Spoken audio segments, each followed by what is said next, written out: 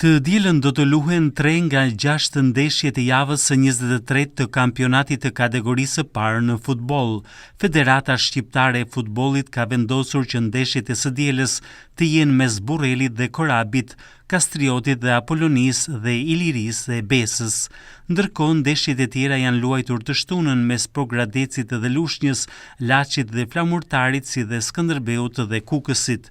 Matjanët kanë nesër një sfidë të vështirë pasi përballë do të kenë ekipin e Korabit. Një përballje e tillë është e cilësuar gjithmonë si derbi, për shkak se të dy skuadrat janë brenda të njëjtit qark.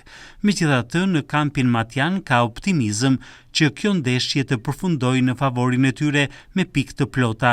Qendërmbrojtësi i skuadrës matjane, Ridinel Gjikola, tha se ekipi është përgatitur intensivisht gjatë gjithë javës për ta fituar këtë përballje. Atëherë kemi një ndeshje të vështirë me Korabin, por jetë pakalueshme. E kemi vlerësuar gjatë gjithë javës maksimalisht. Ekipin e kemi të plot, po është ndeshje, është derbi, por do bëjmë maksimumin për të marrë 3 pikë. Situata është shumë e mirë, po bëjmë çvitje shumë mirë. Gjatë gjithë javës e kemi vlerësuar ndeshjen. Po kemi 2 mungesa, por profesori ka bërë të gjithën e duhur dhe jemi grupi shumë i mirë dhe bëjmë maksimumin. Ndeshja mes Burrelit dhe Korabit do të luhet të dielën orën 13:30 në stadiumin Iliri Ballabani.